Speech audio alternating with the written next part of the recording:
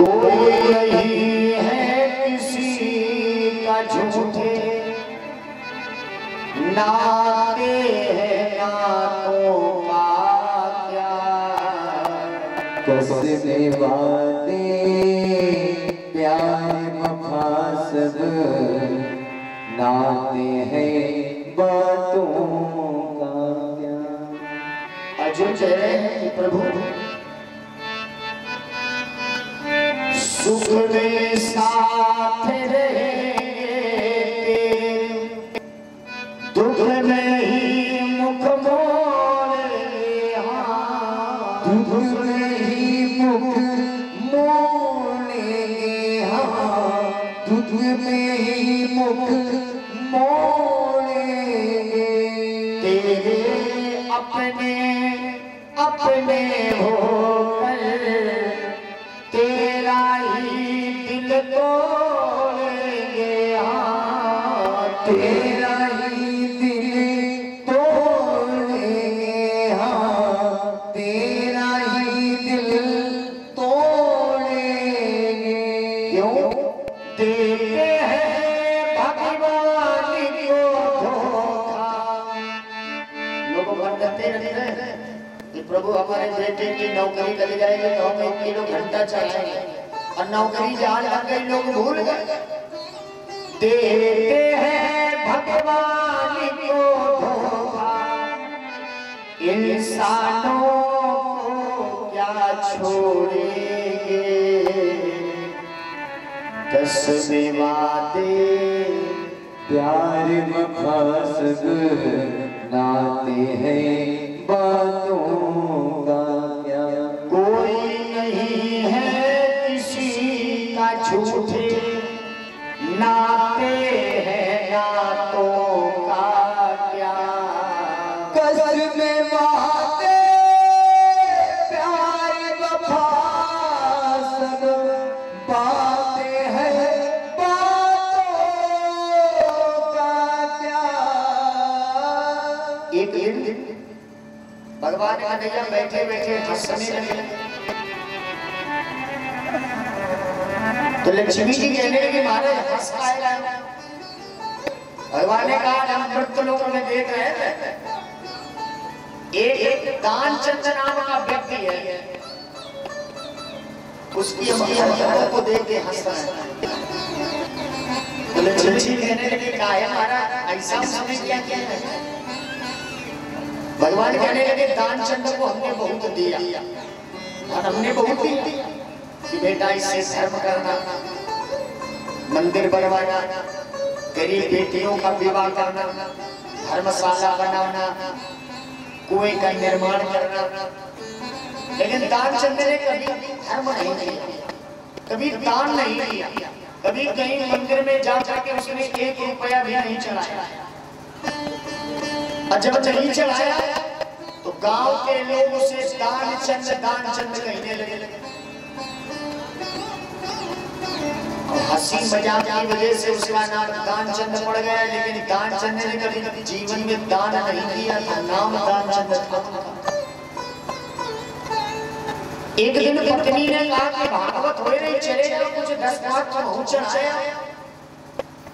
दानचंद ने कहा बहुत बार पत्नी ने जब कहा तो दानचंद ने अपना बक्सा खोला, 10 का नोट निकाला।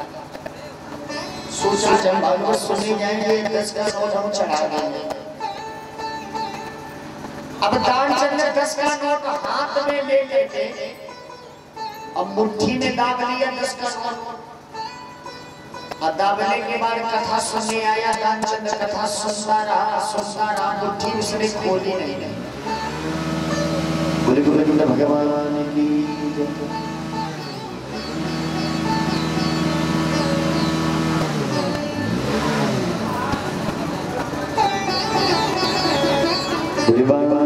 महाराज की जय। आइए प्रभु नाम संकीर्तन गाते हुए चलते सारे भक्त। नारायण नाम लीलो, नाम कृष्ण नाम लीलो, तूने भरी जवानी में तो डूब के मर जाए, चल भर पानी में।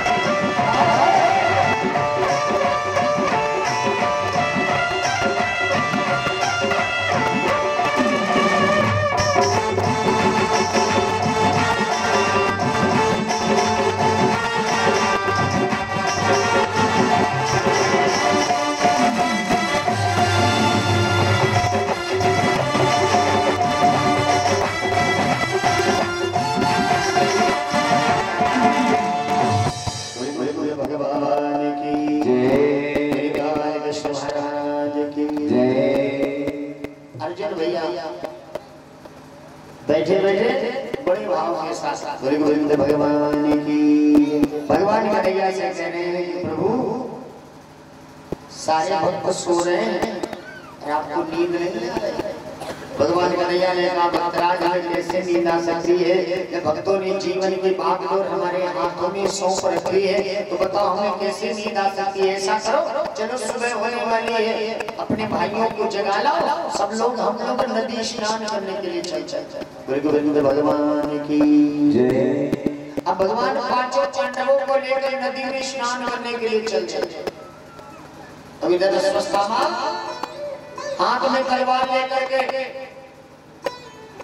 और जिस समय शिविर के पास में है या प्रत्येक शिविर में जा करके देख रहा है पांचों पांडव नजर नहीं आ रहे। अश्वत्थामा ने मन में विचार किया हमने तो साथ दुर्योधन से हमने दुर्योधन को वचन दे रखा है कि सुबह होते होते कुंती का बेटा भीम का सर हम लेकर के आ जाएंगे, लेकिन अगर भीम नहीं मिला तो किसका सर लेकर के जाऊंगा। अगर भीम का सर मैं नहीं ले गया तो हस्तिनापुर का राज्य भी अभी मिलने वाला नहीं है, समस्या बढ़ जाएगी। दुर्योधन साहब भ्रमण करते करते द्रौपदी के 5 बेटे बगल में ले रहे हैं। अश्वत्थामा ने सोचा दुर्योधन धराशायी है, क्यों ना ऐसा करे द्रौपदी के 5 बेटों का वध कर दे, द्रौपदी के 5 बेटों को सौंप दूंगा। दुर्योधन जान भी नहीं पाएगा, उसे ये लगेगा 5 पांडवों के सर है, जिससे हमें हस्तिनापुर का आधा राज्य प्राप्त हो जाएगा। ऐसा मन में विचार करके साहब अश्वत्थामा ने अबोध बालकों के सर कलम कर दिए। अबोध बालकों के सर कलम करके 5 बेटों के सर लेकर के अश्वत्थामा दुर्योधन की ओर चला गया। प्रातः कालीन बेला हुई साहब द्रौपदी ने देखा हमारे अबोध बालकों ने आज तो आवाजें नहीं लगाई है। वैसे सुबह आवाज लगाने लगते थे कि मैया दूध पान कराओ, मैया दूध पान कराओ, लेकिन आज बेटों ने आवाज नहीं लगाई है। चलो कोई बात नहीं है, एक माँ ही अपने बेटे के पास चली जा रही है। जब द्रौपदी शिविर में प्रवेश करती है तो द्रौपदी ने देखा 5 बेटों के थन पड़े हैं। ऐसे दृश्य को देख करके द्रौपदी मूर्छित होकर के गिर पड़ी। और जब होश आ जाता है तो छाती पीटती है और परमात्मा की ओर पल्लू फैला करके कहती है, ऐ विधाता, क्या तू मेरे भाग्य को लिख रहा था, तेरी कलम नहीं लिखी? अरे तुझे जनक भी दया नहीं है, हमारे अबोध बालकों ने किसी का क्या बिगाड़ा था जो आज हमारे बालक मारे गए हैं। आज बच्चों के धड़ को उठा करके द्रौपदी प्रत्येक बच्चे को शिविर के बाहर रख दे रही है और दोनों हाथ उठा करके प्रभु से कह रही है, अरे कहेगा आने दो मेरे गोविंद को, मेरा गोविंद कह रहा था द्रौपदी बहन जब भी तेरे जीवन में आपत्ति विपत्ति आई तो मैं तेरी सहायता करूंगा। आज मैं जरा यही पूछना चाहती हूँ, जरा मेरे अबोध बालकों ने किसी का क्या बिगाड़ा था महाराज जो आज हमारे अबोध बालक मारे गए हैं? सो गया सुख नींद में बेटा, आज मुकद्दर फूट गया, किस गलती किस पाप के कारण आज विधाता रूठ गया। द्रौपदी जब आवाज लगा रही है तो अगल बगल के लोग आए और देख रहे हैं कि द्रौपदी के अबोध बालकों के किसी ने सर कलम कर दिए हैं। तो लोग कह रहे हैं, अरे भाई ये तो बड़ा अपराध हुआ है। अरे हम कहते हैं जिसने द्रौपदी के अबोध बालकों का वध किया है, हम तो कहते हैं उसका सर कलम कर दिया जाए। कोई कह रहा है जमीन में गाड़ दिया जाए, कोई कहता है अबोध बालकों का वध करने वाला उसको तो आग लगा दी जाए। लेकिन द्रौपदी यही कह रही है, नाव भंवर में डूबती है,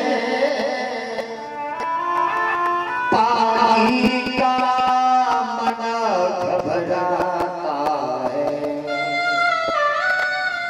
दुखियों की आवाजों में भगवान बुलाया जाता है।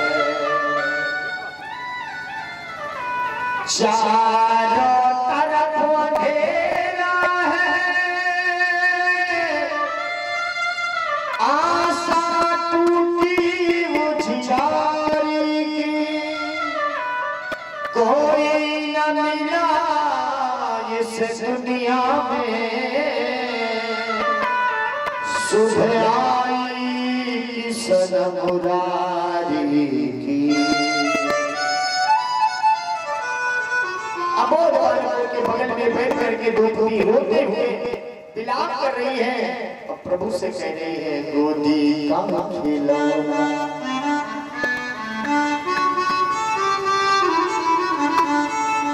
गोदी का खिलौना मेरा छूट गया, गोदी का खिलौना।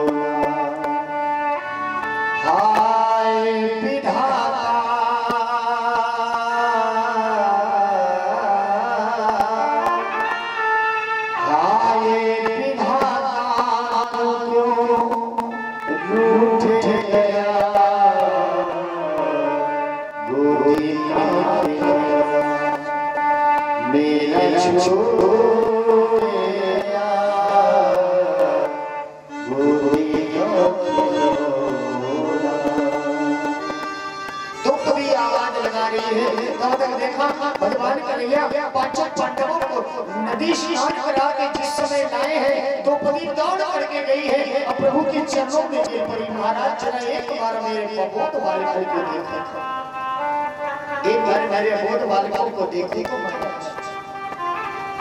भगवान का दिया कि अभी आंखों में आंसू आ गए। भगवान ने अर्जुन को रथ में बैठा और रथ में बैठा करके चले जा रहे हैं, साथ बोले नहीं रहे कुछ। अर्जुन ने कहा महाराज हम लोग कहाँ चल रहे?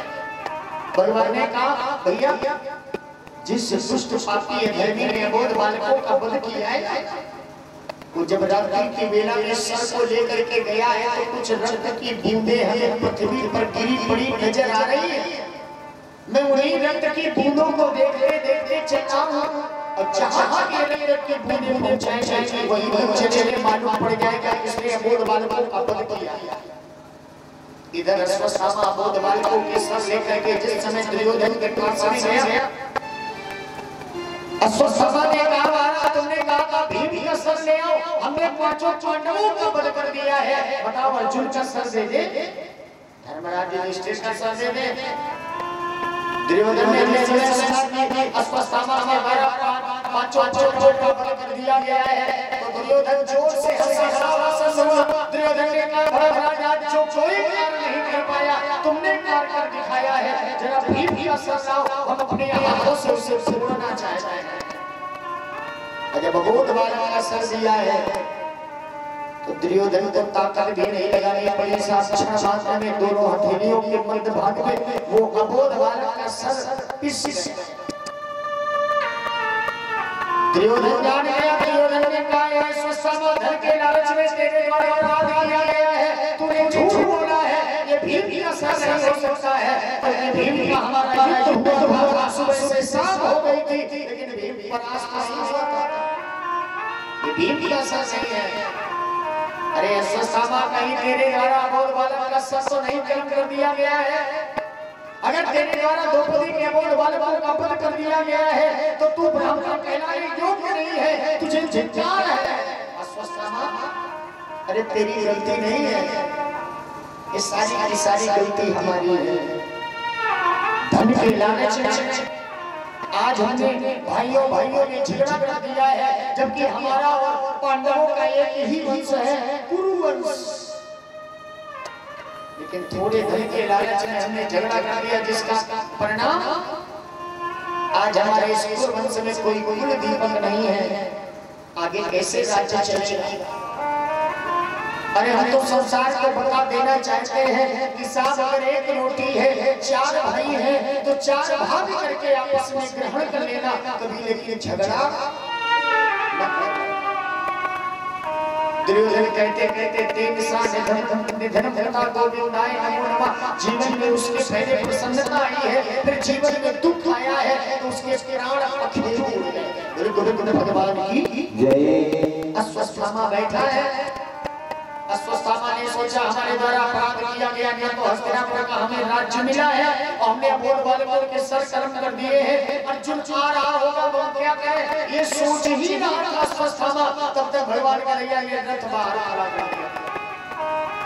अश्वत्थामा ने जाना अर्जुन हमारे द्वारा बाण चलाएगा हमारे ऊपर, तो अश्वत्थामा ने पहले ही ब्रह्मास्त्र का प्रयोग कर दिया।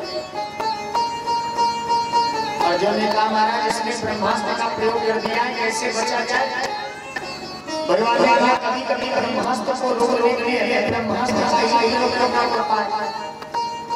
जैसे हम जंगल जा रहे हो और जंगल में अगर कांटा लग जाए तो कभी कभी कांटे को निकालने के लिए हम कांटे का ही सहारा लेते हैं। अर्जुन जी द्वारा ब्रह्मास्त्र का प्रयोग किया गया, दोनों ब्रह्मास्त्र आपस में टकराए। अर्जुन भैया दौड़ करके गए, अश्वत्थामा को बंदी बनाया और बंदी बना के रथ में बांध लिया, चलिए भगवान ने रथ लेकर शिविर में खड़ा कर दिया और द्रौपदी बैठे बैठे रो रही है। माता शिशुना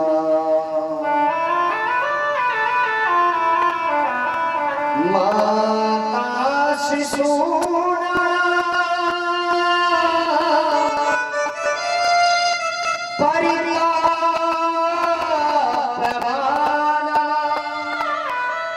निधन में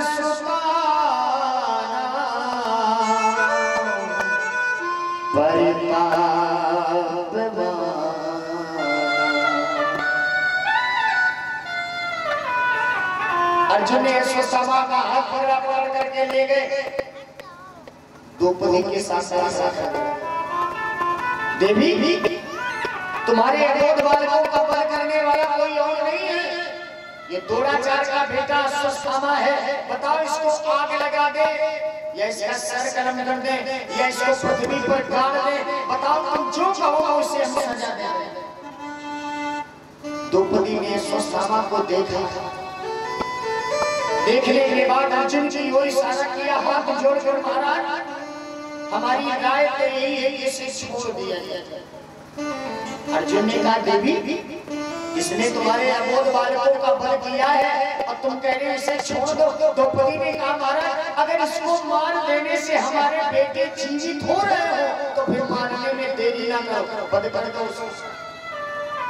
अब अगर इसको मार देने से हमारे बेटे जीवित ना हो रहे हो तो फिर महाराज इसे जाने, क्योंकि जिस दिन इसका पिता मर गया तो इसकी माँ का नाम गौतमी है।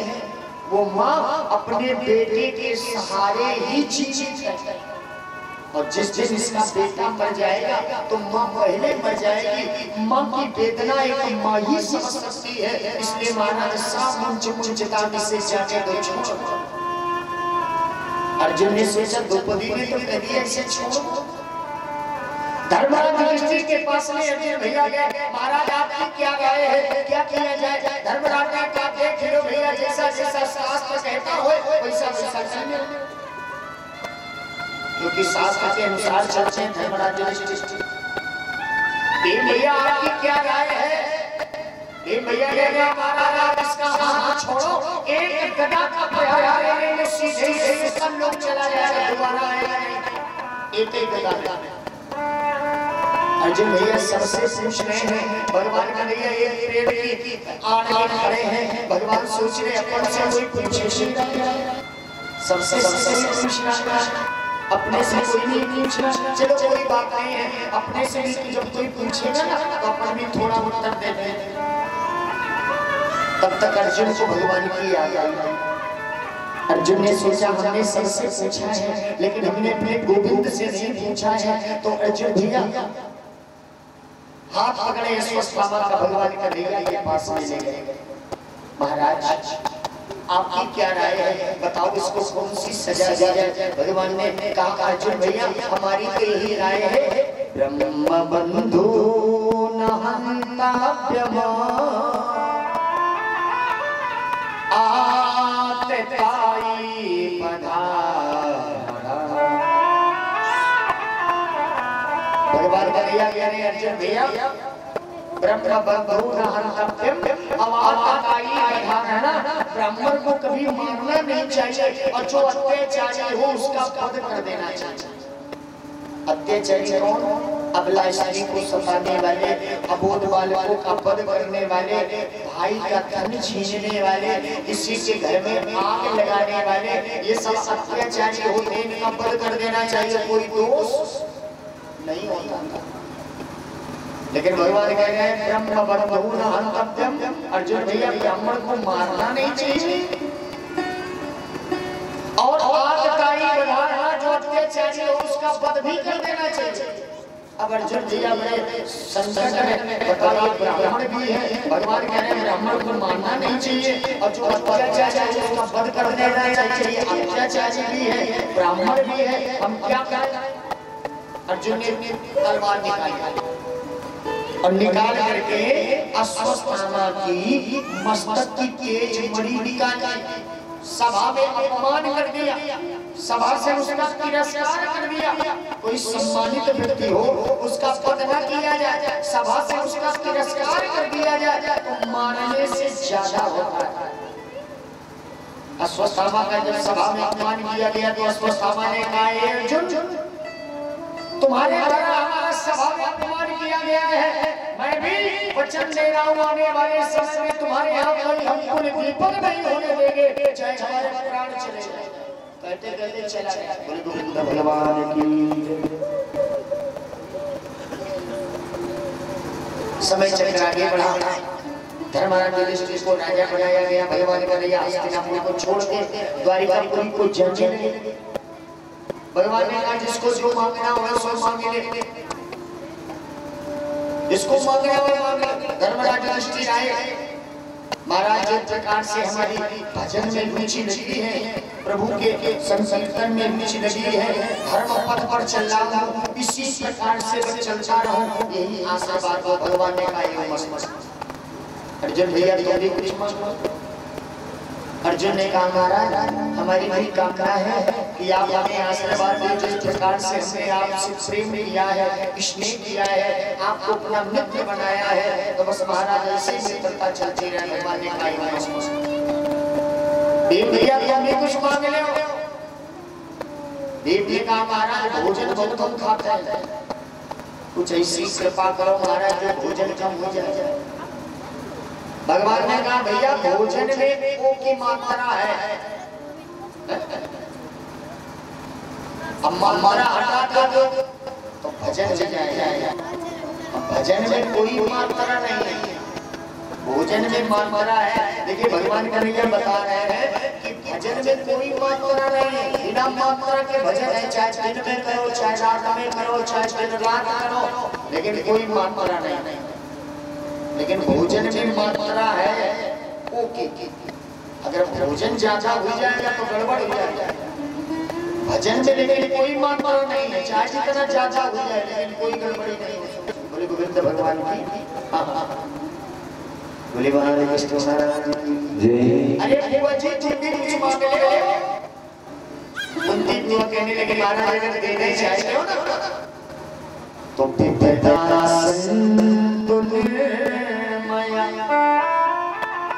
अगर देना चाहते हैं महाराज तो हमारे जीवन में फिर से विपत्तियां आ जाए। भगवान जोर से हंसे। भगवान ने कहा बुआ जी अरे हम सुख के सागर हैं, दया के भंडार हैं, हम कभी किसी को दुख नहीं देते। काहू न को सुख दुख करे दाता, निज जगत कर भोग सब भ्राता। बुआ जी इस संसार में हर एक मानव, हर एक जीव अपने अपने कृत कर्मों का भोग भोगता है। हम कभी किसी को दुख नहीं देते हैं, हम तो सुख के सागर हैं, दया के भंडार हैं। ये मानव अपने कर्मों के अनुसार ही सुख दुख का अनुभव करता है। बोले गोविंद भगवान की जय। एक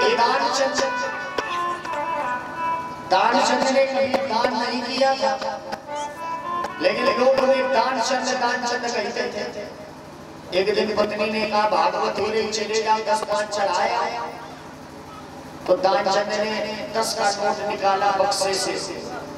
कभी दानचंद ने पैसा दान नहीं किया था, लेकिन पहली बार जिंदगी में 10 का नोट निकाला। बोले गोविंद भगवान की जय। अब ले आए, सबसे पीछे बैठ गए दानचंद। 10 का नोट मुट्ठी में दबाए हैं और सबसे पीछे बैठे। कथा हुई गई, धीरे धीरे सब लोग चढ़ा रहे थे, प्रसाद ले रहे थे, अपने अपने घर जा रहे थे।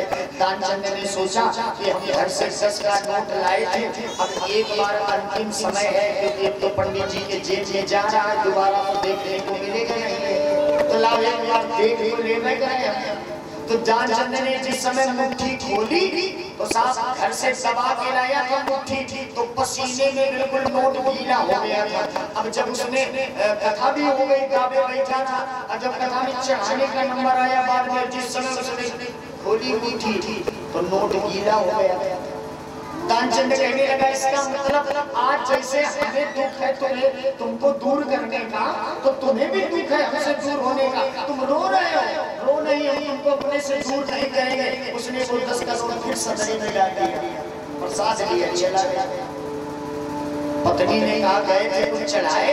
अरे बोले चढ़ाए का हम 10 का नोट तो गए थे चढ़ाने, लेकिन वो 10 का नोट रोने लगा, हमसे दूर नहीं रहा था, तो हम उसको फिर ले आए। पत्नी ने सोचा ये तो कभी दान ही नहीं करेंगे। कहने लगी कोई बात नहीं, 12 किलोमीटर यहाँ से चले जाओ, गंगा जी है, नहाए गंगा जी। दानचंद ने कहा चलो ठीक है भाई, गंगा जी नहाया। तो तो 12 किलोमीटर सोचा सवारी में बैठेंगे तो 20-25 रुपए किराया लगेगा, तो 12 किलोमीटर दानचंद पैदल गए। जब घाट में नहाने का नंबर आया दानचंद का, तो दानचंद ने सोचा घाट में तो पंडा रहते हैं, अगर नहाएंगे तो 10-5 पंडा को देना पड़ेगा, तो उसने कहा घाट में नहीं नहाएंगे, मुर्दा घाट में नहीं नहाएंगे। मुर्दा घाट में कहा, मुर्दा घाट में कौन पंडा रहते हैं? तो पहुंच गया मुर्दा घाट नहाने। भगवान देख रहे थे, हंस रहे थे। भगवान ने कहा देखो ऐसे विचित्र भक्त है हमारे कि बताओ 10-5 देने के चक्कर में आज दानचंद घाट में नहीं नहा रहा, मुर्दा घाट गया है। भगवान बोले आज हम इसके पास जा रहे हैं। तो भगवान पंडा बन गए और जहां दानचंद ने मुर्दा घाट में डुबकी लगाई और जहां गर्दन ऊपर किया तो भगवान पंडे के रूप में खड़े। भगवान ने कहा जजमान की जय हो, जजमान की जय हो, जजमान की जय हो। दानचंद ने सोचा मर गए ससुर मुर्दा घाट में पंडा है, वहां हमने छोड़ा वो घाट छोड़ के आई, पंडा ना मिले, मुर्दा घाट में पंडे खड़े। भगवान ने कहा जजमान तुम्हारे ऐसा जजमान आ जाता है कभी साल 2 साल में एक बार, और जब आ जाता है तो इतना दान कर जाता है कि हम साल 2 साल हमें किसी से कहने नहीं पड़ता, हमारे खाने पीने की व्यवस्था साल भर की तो कर ही जाता है। दानचंद ने कहा साल भर के लिए हम भैया दान करने नहीं है, हम तो खाली हम आए, हम तुम्हें कहा दान करें। भगवान ने कहा भैया ये हमारा घाट है, बिना दान किए हम तुमको बाहर नहीं निकलने देंगे। अब दानचंद ने सोचा बड़ी समस्या हुई, करा दान दानचंद ने फिर मन में सोचा कर देते हैं इसे को मालूम हम कहां रहते हैं। दानचंद ने कहा भैया उधार करो तो हम कर लेंगे। भगवान ने कहा उधार से करो तो तुम कुछ। भगवान ने कहा बताओ क्या देंगे? दानचंद ने कहा एक टाइम हम तुम्हें भोजन करा सकते हैं, एक टाइम भोजन तुम्हें करा सकते हैं। भगवान ने कहा ठीक है। दानचंद से पता पूछा, दानचंद ने उल्टा सीधा पता बताया। नहाया, नहा करके 12 किलोमीटर पैदल गया था, 12 किलोमीटर पैदल चल के आया, थक गया, आके लेट गए चारपाई में, और जहां लेटा था भगवान पंडा बने दरवाजे पर फिर खड़े हो गए। भगवान ने कहा जजमान की जय हो, जजमान की जय हो। दानचंद ने पत्नी से कहा देखो जरा कोई बुला रहा। पत्नी आई बाहर, जब बाहर आई आकर के देखा भगवान पंडे के रूप में। भगवान ने पत्नी कहने लगी हाँ महाराज। भगवान ने कहा हम पंडा हैं, आप तुम्हारे पति नहाने गए थे तो एक टाइम का भोजन बोला है हम करने आए हैं, तो ऐसा करो हमें एक टाइम भोजन कराए तो हम चले गए। पत्नी गई अंदर, दानचंद से कहने लगी काहे? गंगा जी गए थे नहाने तो पंडा को एक टाइम का भोजन कराने के लिए कराया होगा। जिस समय पत्नी ने कहा तो दानचंद ने सोचा मर गए साहब, पता गलत बताया, नाम गलत बताया, हीरो पंडा घर में आ गया। जाओ बता दो तबीयत बहुत खराब है दानचंद की, बहुत तबीयत खराब है, बता दो पंडा को। पत्नी आई बड़ी निराश होकर बोली क्या बताने महाराज, 12 किलोमीटर पैदल गए, 12 किलोमीटर पैदल चल के आए तो बहुत थक गए हैं, बहुत तेज बुखार है, उनका स्वास्थ्य भी बड़ा गड़बड़ है महाराज। भगवान ने कहा हमारे यजमान का स्वास्थ्य गड़बड़ हो हम घर छोड़कर चले जाए, ऐसा तो हो ही नहीं सकता है। जब तक यजमान हमारा सही नहीं हो जाएगा तब तक हम दरवाजे से हिलेंगे भी नहीं। तुम ऐसा करो जब तक सही नहीं होता तब तक ले आओ खाना, हम यही बनाए लेंगे, रिचार्ज भी ढूंढेंगे, तुम परेशान ना हो बिल्कुल। पत्नी गई दानचंद से कहने लगी ले तुम कह रहे थे कि तबीयत खराब है, वो कह रहा है जब तक जजमान नहीं सही होगा तब तक हमें यहीं पर रहेंगे, तुम एक टाइम का भोजन कर रहे हो। अब वो हमें लग रहा है 2-3 दिन रुकने के चक्कर में। दानचंद ने सोचा मर गए साहब। दानचंद ने कहा जाओ पत्नी से कहा जाओ बता दो मर गए हैं दानचंद। हाँ मर गए बता दो। अच्छा दानचंद के अंदर एक खूबी थी, दानचंद सांस रोकना जानता था, घंटे घंटे सांस रोक लेता था दानचंद। पत्नी से कहने लगे जाओ बता दो दानचंद मर गए हैं। पत्नी आई महाराज अब क्या बताया, तो चले गए। भगवान ने कहा चले गए, अरे मर ही गए, मर ठीक है। भगवान ने कहा तुम चिंता मत करो, तुम अकेले हो, कहाँ कहाँ बताओगी, हम बताए गाँव वालों को सुबह ले जाने की व्यवस्था होगी, क्योंकि दानचंद मर गए। अमित रूप प्रगटे ते काला, भगवान ने जितने घर उतने रूप सबसे भगवान ने बता दिया दानचंद मर गए, दानचंद मर गए, दानचंद मर गए। पूरा गांव इकट्ठा था। अब दानचंद को बांधने का नंबर आया तो पत्नी आई गई, रोने लगी, सबसे कह गई भैया इनको बांधो ना, ये मरे नहीं है। वो तो सही कह रही है, ये मरे नहीं है। लोगों ने कहा ये तो तुम्हारा प्रेम है, सब कोई कहता है ये मरे नहीं है, मरे नहीं है, इनको पकड़ो सब लोग, ले चलो दानचंद। जबरदस्ती दानचंद को घाट में ले जाके और लकड़ी पर लिटा दिया। भगवान ने देखा कि बताओ जलने जा रहा है, लेकिन एक जन का भोजन ये नहीं करा पा रहा है। तो भगवान ने कहा भैया बात में लगा, जवान के कुछ काज में हमको बता देने दो, मंत्र दे देने दो, हमारा शिष्य। भगवान कहे, भगवान ने कहा दानचंद आंखें खोलो, हम पंडा नहीं है, हम भगवान है, आंखें खोलो। और दानचंद ने जहाँ आंखें खोली तो देखा पंडा खड़ा है। फिर दानचंद ने आंखें बंद कर दी। दानचंद ने सोचा ये तो वही पंडा है, इसको एक टाइम भोजन कराना, तो फिर आंखें बंद कर दी। भगवान ने कहा भद्रराज हम तुमसे हारी, दुनिया हमसे आती है, हम तुमसे हारी। अब तुम आंखें खोल लो, जो मांगना हो सो मांग लो। दानचंद बोला हमें कुछ नहीं चाहिए, बस एक टाइम का तुम भोजन जो खाने का वादा हमने किया वही तुम भूल जाओ तो बस सही भैया। भगवान ने कहा भैया एक टाइम हम तुम्हारे यहाँ 1% नहीं भोजन करेंगे। तो दानचंद सही भैया, बिल्कुल भगवान की जय। आदरणीय सूत जी महाराज जी कह रहे हैं कि ऋषियों सुंदर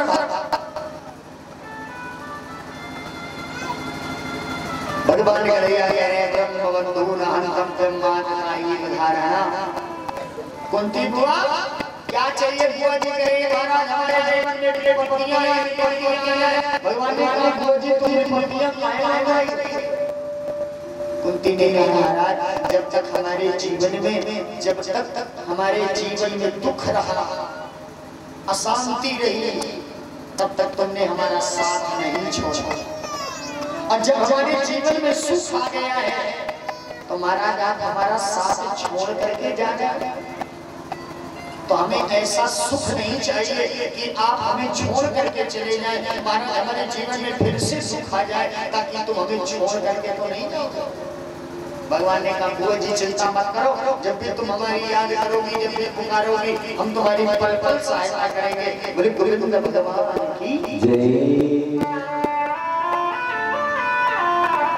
भगवान का रथ में बैठ करके जाने लगे, और जिस समय जाने लगे तो पीछे से आवाज आ जाए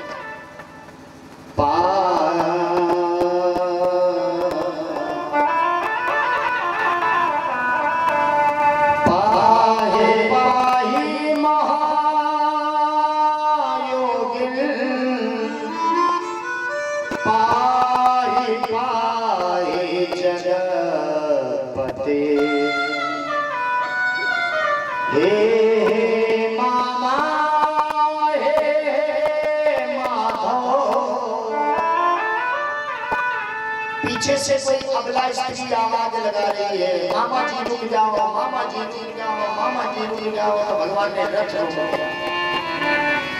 भगवान ने पीछे मुड़ करके देखा कोई गर्भवती नारी बार-बार भगवान को पुकार रही है, आवाज लगा रही है कि महाराज जी रुक जाइए, मेरी सहायता करिए, महाराज जी रुक जाइए, मेरी सहायता करिए। तो भगवान पास में गए। भगवान कहने लगे देवी तुम कौन हो, हमें काहे के लिए बुला रही हो? उसने कहा हमारा परिचय सुनिए, हमारा नाम उत्तरा है, मैं राजा विराट की पुत्री हूँ, मेरा नाम उत्तरा है। अर्जुन का विवाह सुभद्रा के साथ में संपन्न हुआ। सुभद्रा और अर्जुन के द्वारा एक बेटा हुआ जिसका नाम पड़ा अभिमन्यु, और मैं अभिमन्यु की पत्नी हूँ, मेरा नाम उत्तरा है। जिस समय मेरे पति का पद हुआ तो ये परंपरा थी कि पति के साथ में पत्नी भी सती हो जाती थी। लेकिन क्या क्या महाराज मैं भी सती हो जाती थी, लेकिन मैं उस समय गर्भवती थी। तो विद्वानों ने कहा जो गर्भवती नारी होगी वो पति के साथ में सती नहीं हो पाएगी, जिसके कारण अपने पति के साथ सती नहीं हो पाएगी। इस बेटे के कारण मैंने जीवन को छाछा कर दिया। अब महाराज अब ऐसा हमें लग रहा है जैसे हमारे बेटे के प्राण जा रहे हैं। अरे महाराज हमारे भले ही प्राण चले गए लेकिन हमारे बेटे की रक्षा चाहिए महाराज, हमारे बेटे की रक्षा चाहिए। कहते कहते उत्तरा रोने लगी। अब जिस समय रोने लगी तो भगवान को दया आई। वैसे भगवान कभी गर्भ में नहीं आते, भय प्रगट कृपाला दीन दयाला कौशल्या हितकारी। लेकिन आज भागवत के अंतर्गत वर्णन आया है कि भगत के वश में है भगवान। आज भगवान उत्तरा के गर्भ में प्रवेश किया। अब गर्भ में प्रवेश करने के बाद उत्तरा के गर्भ में जो बालक पल रहा था उस बालक की रक्षा करी है भगवान का नहीं है, क्योंकि भगवान ने जाना कि यशोदामा के द्वारा ब्रह्मास्त्र का प्रयोग कर दिया गया है। उत्तरा गर्भवती है, कुरुवंश का एक ही बेटा होने वाला है। अगर ये बेटा मर जाएगा तो आगे कुरुवंश नहीं चलेगा, जिसके कारण भगवान ने उस बेटे की रक्षा करी। आने वाले समय में जब उत्तरा के द्वारा बेटा हुआ, विद्वानों ने जन्म कुंडली बनाई, उसका नाम विष्णु नाम रखा। लेकिन विद्वानों ने कहा ये संसार परीक्षित नाम से जाने क्योंकि जिससे सत्य भगवान ने गर्भ में ही परीक्षा की हो, ये ऐसे प्रथम भक्त है। या योग कहिए जिस भक्त ने भगवान की गर्भ में ही परीक्षा ली हो, ऐसे भक्त का नाम है परीक्षित। और संसार में दो ऐसे भक्त हैं जिनको ये मालूम है कि हमारी मृत्यु कब होगी। बाकी संसार में किसी को ये नहीं मालूम है कि हम कब मरेंगे। पहले राजा परीक्षित और दूसरा राजा कंस, जिसे ये मालूम है कि हमारी मृत्यु कब होगी। बाकी संसार में कोई ये नहीं जानता कि हम आज मरेंगे कि कल रहेंगे कि परसों जिंदा रहेंगे। जीवन का कोई भरोसा नहीं है। परीक्षित जी जब बड़े हुए सुचारू रूप से राज्य चलाया। परीक्षित जी के राज्य में गाय गीता गाय की सेवा होती है, हर जगह धर्म ही धर्म होता है।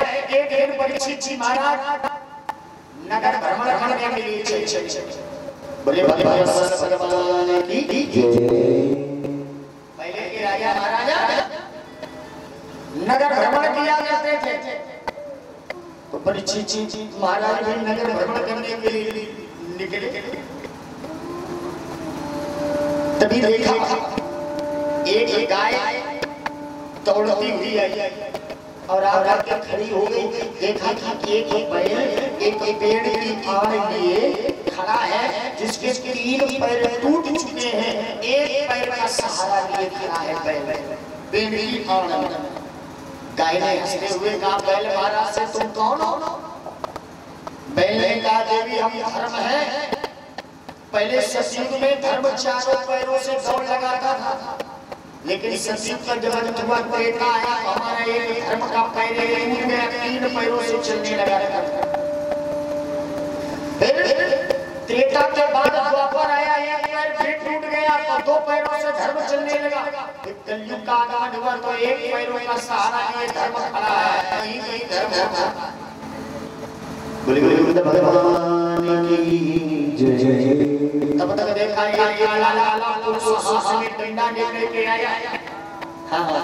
अब आने के बाद गाय को मारने लगा, और जिस समय गाय को मारने लगा तो गाय चिल्लाने लगी बचाओ बचाओ बचाओ। परीक्षित जी महाराज देख रहे थे। परीक्षित जी महाराज ने तलवार निकाल करके काले काले पुरुष को मारने के लिए दौड़े, तो काला पुरुष हाथ जोड़ करके कहने लगा महाराज जी क्षमा कर दीजिए, मारने से पहले जरा हमारा परिचय तो जान लो। बोले गोविंद भगवान की जय। परीक्षित जी ने कहा जरा अपना परिचय बताओ। उसने कहा महाराज हम चार भैया हैं, सतयुग त्रेता द्वापर, हमारा नाम है कलयुग। अब ब्रह्मा जी ने हमें भेजा है महाराज, अब हमारा राज्य होगा। परीक्षित जी ने कहा जब तक हमारा राज्य रहेगा तब तक तुम हमारे राज्य में नहीं रहोगे, क्योंकि हमारे राज्य में गाय की सेवा होती है, गंगा की उपासना की जाती है, बड़े बुजुर्गों का कहना माना जाता है, और तुम्हारे द्वारा गाय को प्रताड़ित किया जा रहा है। जाओ ब्रह्मा जी से कह दो हमारे राज्य में कोई जगह नहीं। कलयुग ने कहा महाराज हम चले जाएंगे, लेकिन एक हमारे रहने पर विशेषता है। कलयुग केवल हरि गुण पावहि नर, गावहि नर पावहि भवधाम। एक लोग चौपाई गाते हैं, कलयुग केवल नाम आधारा, सुमिर सुमिर नर उतरई पर। ये रामचरितमानस की चौपाई नहीं है, पूरी रामचरितमानस है ना, ये कहीं चौपाई गाई नहीं गई। उत्तरकांड में ये चौपाई गाई गई है। कलयुग केवल हरि गुण गावहि नर पावहि भवधाम। कलयुग ने कहा महाराज अगर हमारा राज्य हो जाएगा, हमारे राज्य में चलते फिरते बोलते बैठे भगवान का संकीर्तन कर लिया जाए तो परम धाम मिल जाएगा। पहले ऐसा नहीं था। पहले जब कान के पास के बाल सफेद होने लगते थे तो लोगों को घर छोड़ना पड़ता था, परिवार छोड़ना पड़ता था, जंगल जाना पड़ता था, वहाँ भगवान का भजन करना पड़ता था, तब परम धाम मिलता था। लेकिन कलयुग ने कहा अगर हमारा राज्य आ जाएगा तो वृद्धावस्था तक मानव घर में बना रहे, चलते फिरते बोलते बैठते जब भगवान का स्मरण कर ले तो परम धाम मिल जाएगा। परीक्षित जी ने सोचा ये कलयुग तो बढ़िया है, वृद्धावस्था में लोगों को घर में छोड़ना पड़ा। परीक्षित जी कहने लगे कलयुग से कहीं भी रहो, कहीं भी डोलो, जाओ हमारा आशीर्वाद। कलयुग ने कहा महाराज ऐसे कौन है, ये तो तुम्हारा हर जगह राज्य है। अरे कोई माना तुम चाहो वो स्थान दो, वहीं रहे। परीक्षित जी ने कहा हम दे रहे तुम्हें द्यूतम पानम स्त्रिया सोना, जहाँ पर द्यूतम माने जुआ खेला जाता हो, जाओ कलयुग तुम्हारा महास्थान। पानम जहाँ मदिरा पान करी जाती हो, कलयुग तुम्हारा महास्थान। स्त्रियां जहाँ पर पति पत्नी में रोज झगड़ा होता हो, कलयुग जाओ तुम्हारा महास्थान। बोले गोविंद भगवान की जय। और सोना जहाँ पर वैश्याएं रहती हो, जाओ कलयुग तुम्हारा महास्थान। परीक्षित जी ने दिया तो कलयुग कहने लगा महाराज ना तो आपके राज्य में कोई जुआ खेलता है, ना मदिरा पान करता है, ना पति पत्नी में झगड़ा होता है, ना वैश्याएं रहते हैं, कोई अच्छा स्थान दो। तो परीक्षित जी कहने लगे पंचमे स्वर्णमेव च, पांचवा स्थान तुम्हारा सोने में हो। बोले गोविंद भगवान की जय। सोने में हुआ कौन सा सोना? बोले जो अधर्म से कमाया गया धन होता है। हमने प्रायः देखा है अगर दो चार भाई हैं और छोटा वाला कुछ कम दिमाग का है तो बड़े बड़े भाई सब उसका हड़प लेते हैं, उसको हिस्सा तक नहीं देते और हड़प करके रखते किसके लिए? अपने बेटों के लिए। अरे ये धन जब तुमने अपने भाई को नहीं दिया, जब ये धन तुम्हारे भाई का नहीं हो पाया तो क्या ये जरूरी है कि तुम्हारे धन में बेटे अर्जियां पूरी करी? अधर्म से कमाया गया धन 10 वर्ष तो फलीभूत होता है और 10 वर्ष के बाद भगवान की जय। हमारी भूल है, हम अपने बच्चों के लिए कमाई रख रहे हैं। बोले गोविंद भगवान की जय। सूती मारे संतों सुंदर बाबा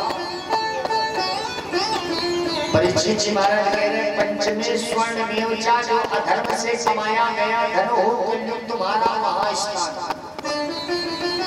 और जो धर्म से कमाया गया धन होता है, मेहनत से कमाया गया धन होता है, उसमें हिरण्यगर्भो भूगर्भो माधवो मधुसूदना। हिरण्य माने सोना, जो धर्म से धन कमाया गया होता है उसमें साक्षात नारायण का वास होता है, और जो अधर्म से कमाया गया धन होता है उसमें कलयुग का वास होता है। एक परीक्षित जी शस्त्रागार की सफाई करा रहे थे। सिपाहियों ने कहा महाराज शस्त्रागार में एक पिटारी रखी, उसमें ताला लगा है और ताले के ऊपर एक पर्ची चिपकी है, उसमें लिखा है इसको मत खोले। परीक्षित जी गए, जाकर के ताला तोड़वा दिया। जब वो बक्सा खोला गया तो उसमें एक सोने का मुकुट रखा था, उसमें भी पर्ची लगी थी इसको मत पहने। लेकिन परीक्षित जी ने उस सोने के मुकुट को देखा, सुंदर मुकुट था, और जिस समय सर पर रखा तो कलयुग को मिला मौका, कलयुग सोने में सवार हो गया, सोने के मुकुट में। और जब सोने के मुकुट में सवार हुआ तो परीक्षित जी सर पर रखे हैं तो कलयुग सर पर सवार। भगवान की जय। संतों ने कहा महाराज ये अधर्म रूपी कौन सा धन था जिसमें कलयुग सवार हो गए? भाई धर्म रूपी धन होता तो कलयुग न सवार होता। अधर्म रूपी धन है तो ये कौन सा धर्म रूपी धन है? सूत जी महाराज जी कहते एक बार भीम का और जरासंध का युद्ध हुआ। भीम भैया ने जरासंध को परास्त करने के बाद चुपचाप बिना बताए जरासंध का राजसी मुकुट भीम भैया हस्तिनापुर ले आए। विद्वानों ने कहा यह धर्म रूपी धन है, इसको वापस कर दिया जाए। लेकिन कुछ विद्वानों ने कहा महाराज अगर हस्तिनापुर से ये मुकुट वापस कर दिया जाएगा तो हस्तिनापुर की हार मान ली जाएगी, इस वजह से इसको पिटारी में बंद करके रख दिया जाएगा। अधर्म रूपी धन था तो पिटारी बंद करके रख दिया गया, इसको मत खोले, मत पहने। लेकिन परीक्षित जी झाड़ा कर दिया तो कलयुग सवार हो गया, और जब कलयुग सवार हुआ तो परीक्षित जी के जीवन में अहंकार आ गया। अहंकार है कि हमारा राज्य है, हमारे दिए हुए वस्त्र ये लोग पहनते हैं, हमारा दिया हुआ भोजन ग्रहण करते हैं, इस बात का अहंकार आ गया। परीक्षित जी शिकार करने के लिए चले, जब शिकार करने के लिए परीक्षित जी गए तो जाकर के परीक्षित जी ने देखा साहब भगवान की जय। एक समीप ऋषि का आश्रम था। परीक्षित जी समीप ऋषि के आश्रम में जाकर के आवाज लगा रहे हैं महात्मा जी हमें जल पिला दो, महात्मा जी हमें जल पिला दो, महात्मा जी हमें जल पिला दो। लेकिन महात्मा जी समाधि में लगे थे तो किसी ने आवाज नहीं सुनी। महाराज जी को पानी नहीं पिलाया गया। परीक्षित जी को अहंकार था ही कि बताओ हमारे राज्य में रहता है, हमारे दिए हुए वस्त्र धारण करता है, हमारा दिया हुआ ये भोजन ग्रहण करता है संत, और हम यहाँ के राजा हैं और हमें जल नहीं पिला रहा है। जब परीक्षित जी को अहंकार आया देख मरा हुआ परीक्षित जी ने उसको बाण से उठाया और उठा करके मरा हुआ सर्प समीप ऋषि से गले में डाल दिया। डालने के बाद परीक्षित जी जब अपने हस्तिनापुर राज्य में आए, मुकुट को उतार करके रखा तो परीक्षित जी को याद आ गई कि हमारे द्वारा संत का अपमान कर दिया गया है। तो बैठ करके परीक्षित जी रोने लगे। लेकिन जब कृषि सुखाने समय चूके पुण्य का पछताए, जीवन निकल गया तो जीने का ढंग आया, सनमा बुझ गई तो महफिल में रंग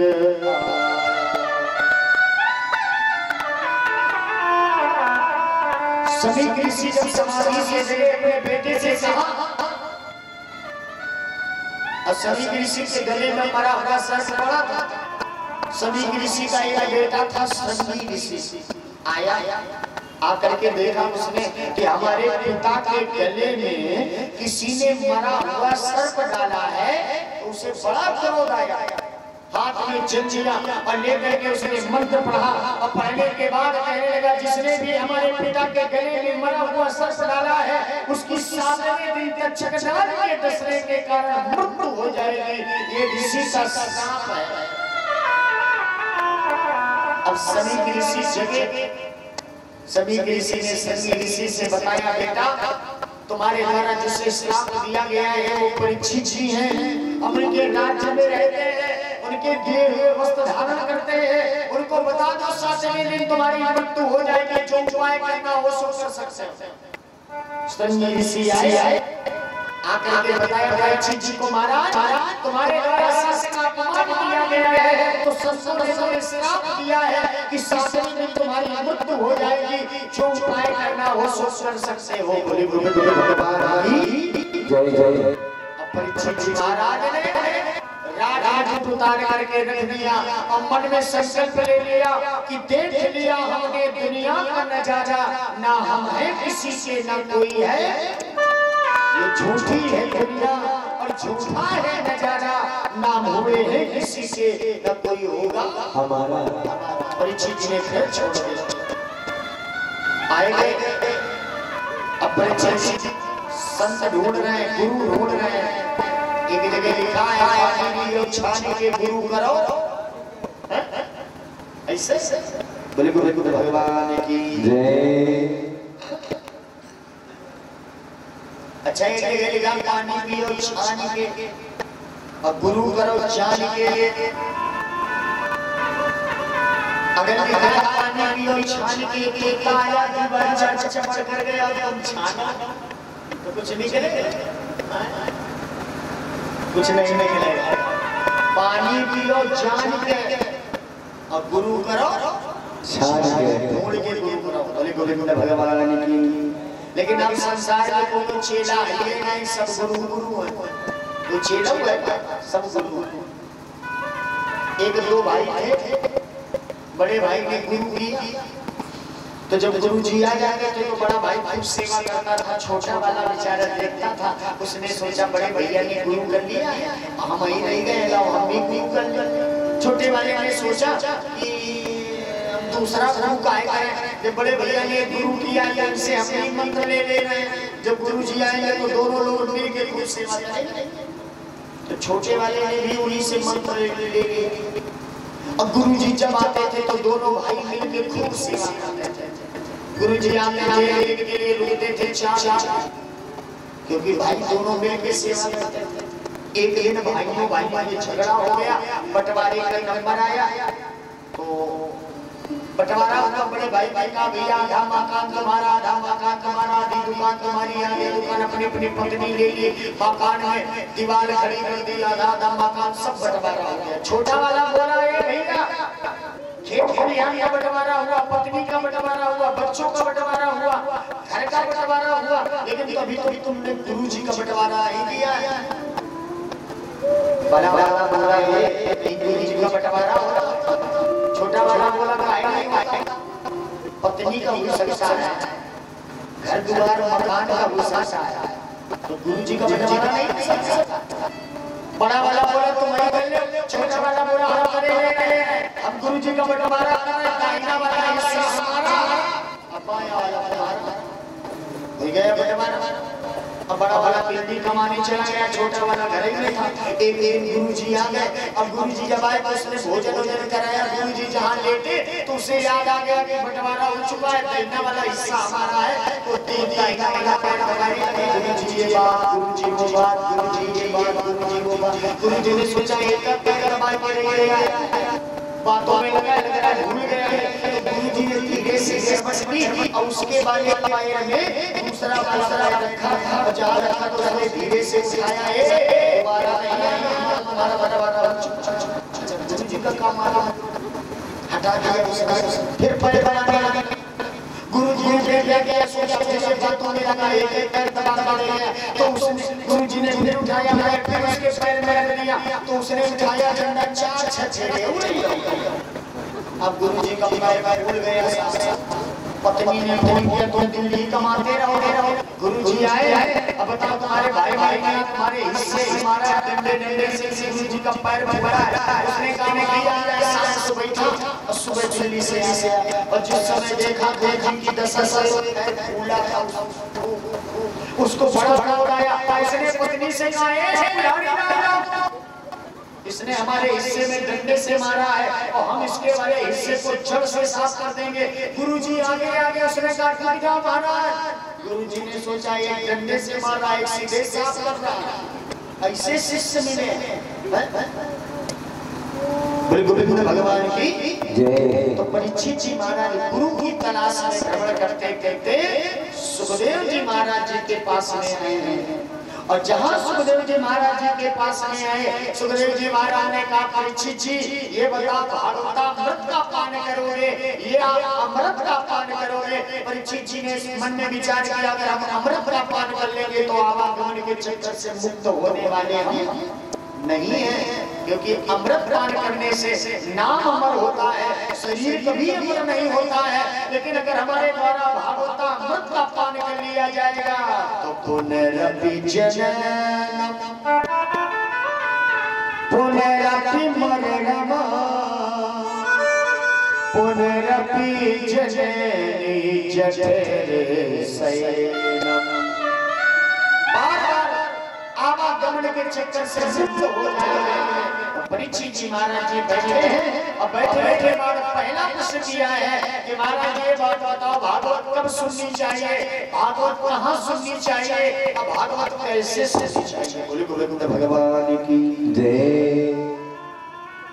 कब सुननी चाहिए? बोले 12 महीने होते हैं, 12 महीनों में अधिक फल की प्राप्ति होती है अगर भागवत मलमास के महीने में सुनी जाए। अच्छा माना। और अगर मित्र पक्ष चल रहे हो, उन मित्र पक्षों में अगर हम भागवत की कथा श्रवण पान करते हैं तो 10 लाख गुना फल की प्राप्ति होती है। कार्तिक का महीना, अगहन का महीना, इन्हीं पौष महीने को छोड़कर अन्य महीनों में कभी भी भागवत की कथा श्रवण पान करी जाए तो पूर्णतया रूप से फल प्राप्त होता है। अब ऐसे भागवत का जब शुभारंभ होता है तदैव लग्नम सुदिनम तदैव, वो दिन, अब वो लग्न, वो घड़ी शुद्ध हो जाती है जब भागवत का शुभारंभ होता है। कहाँ सुनना चाहिए? यही भागवत की कथा अगर गंगा के किनारे सुनते हैं, इसी नदी के किनारे, तो 10 लाख गुना फल की प्राप्ति। अगर यही कथा मंदिर प्रांगण में सुनते हैं तो 10 लाख गुना फल की प्राप्ति। और यही कथा अगर घर में सुनते हैं तो लाख गुना फल की प्राप्ति हुआ करती है। कैसे सुननी चाहिए कथा? था एक टाइम भोजन करना चाहिए, एक आगमन करके कथा श्रवण पान करना चाहिए, वक्ता के सामने श्रोता का आसन होना चाहिए, जब तक कथा हो तब तक किसी से बातें नहीं करना चाहिए, सोना नहीं चाहिए और ध्यान पूर्वक कथा का रसपान करना चाहिए। लेकिन महाराज अगर कोई बीमार हो तो सुखदेव जी महाराज कहते हैं फिर दवा खाओ, खूब भोजन करो, चाहे 4 बार भोजन करो, चाहे 4 महीने बैठ के कथा सुनो, चाहे लेट के कथा सुनो, चाहे घर में बैठ के कथा सुनो। बोले गोविंद भगवान की जय। वैसे तो एक बार जब भगवान का गीता का सार सुना रहे थे, हनुमान जी महाराज भी सुन रहे थे। जब गीता का सार भगवान ने बंद किया तो हनुमान जी महाराज आए। हनुमान जी महाराज ने कहा महाराज हमने सब सुन लिया जो आपने सुनाया। भगवान बोले कि तुमने जितना सुना है सब भूल जाओ। हनुमान जी महाराज बोले काहे भूल गया? भगवान ने कहा कभी ऊपर बैठकर कथा नहीं सुनी जाती, सामने बक्का के नीचे बैठकर कथा का रसपान करने से फल प्राप्त होता है। पांडाल के बाहर जो कथा का रसपान करते हैं तो कथा का फल तो प्राप्त होता है, लेकिन कथा उन्हें याद नहीं रहती।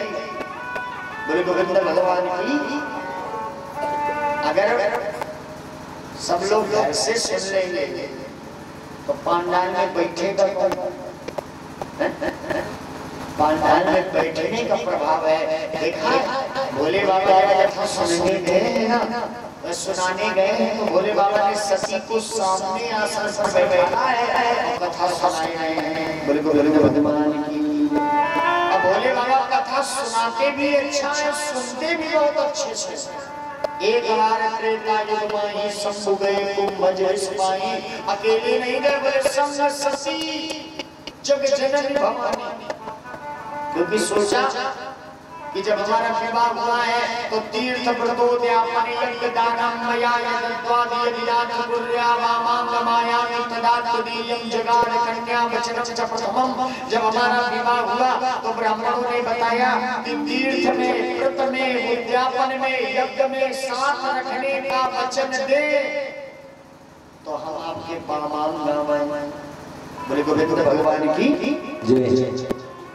जब तक विवाह नहीं होता है तब तक आप अकेले धर्म कर सकते हैं, लेकिन विवाह होने के बाद ग्रंथि बंधन किया जाता है। पत्नी पति को पत्नी के साथ में धर्म करने का फल प्राप्त होता है। बोले गोविंद भगवान की जय। परीक्षित जी कहते हैं महाराज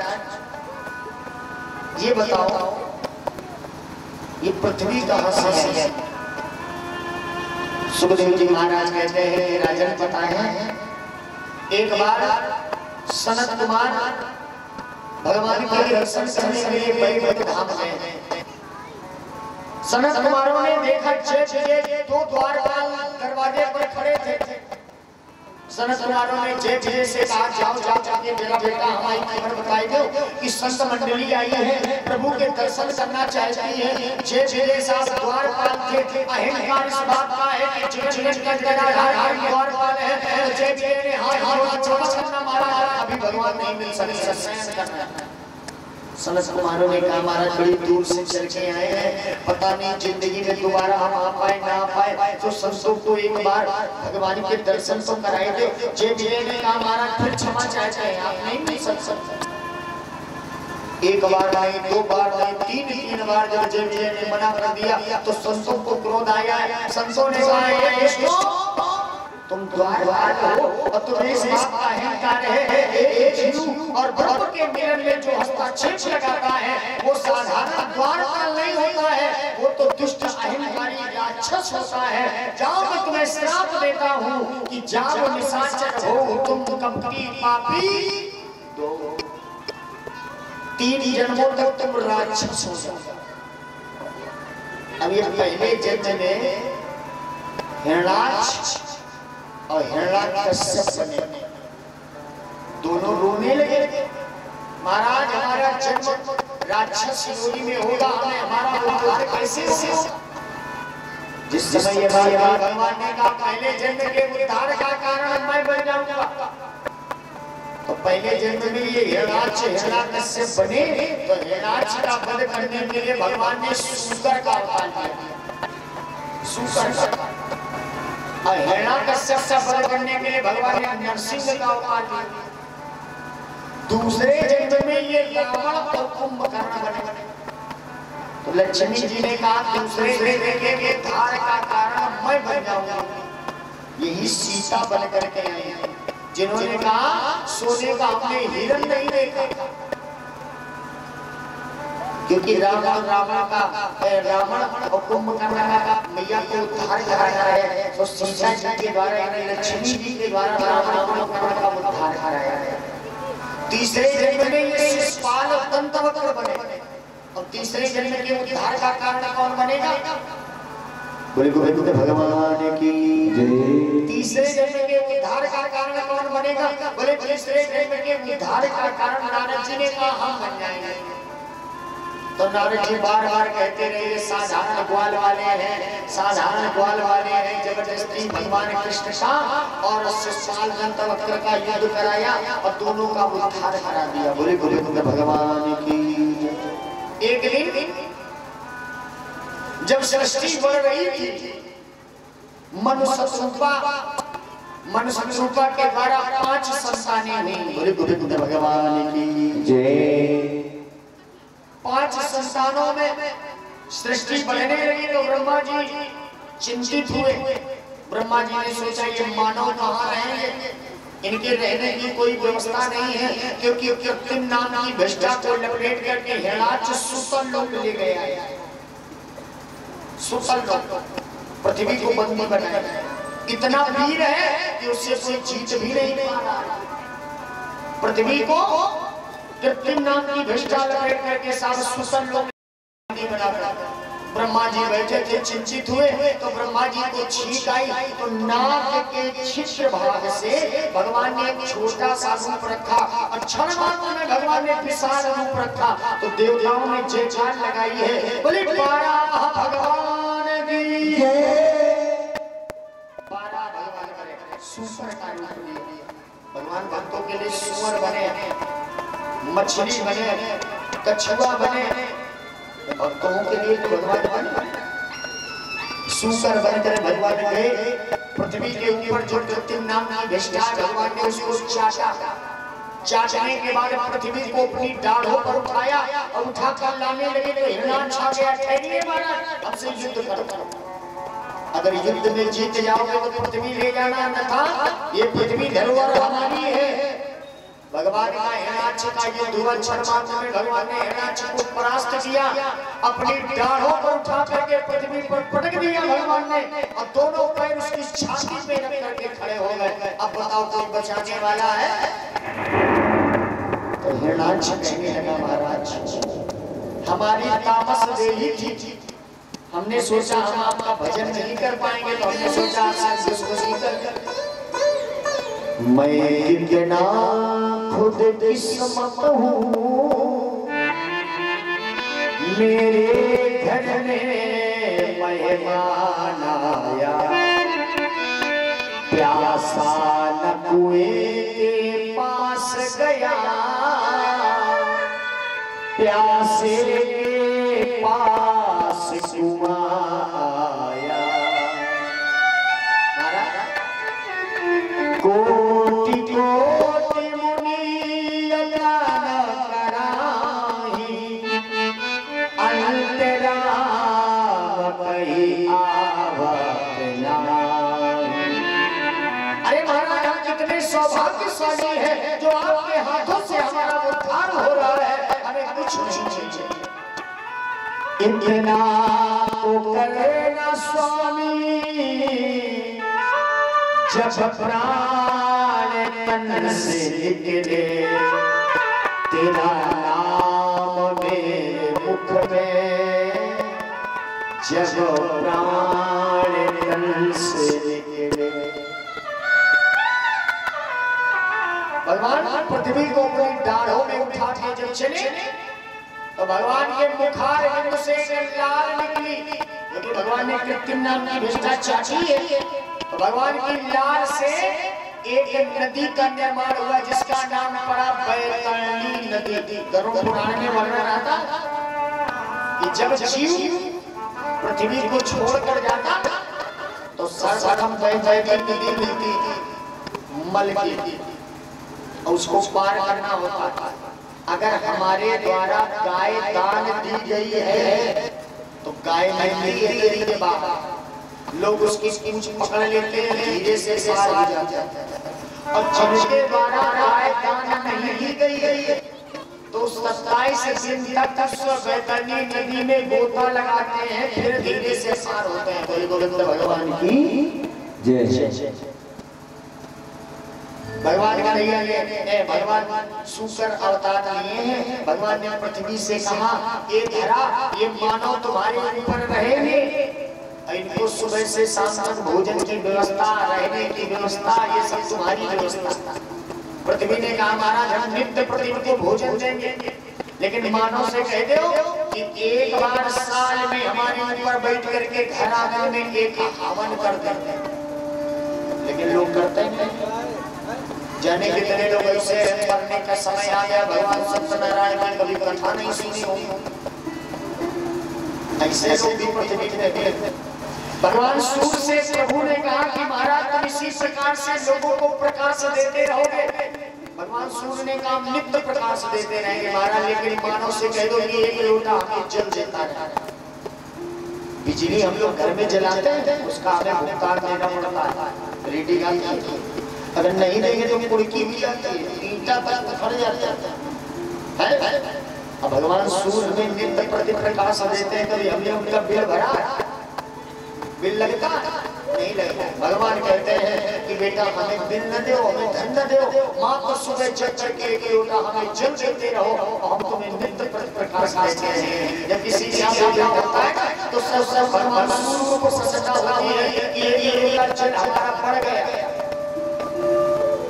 लेकिन समय नहीं मिलता। लोग कहते हैं पंडित जी मरने का समय नहीं तो कह रहे हैं लोटा जल जल बता बोले गोविंद भगवान की बड़ी समस्या।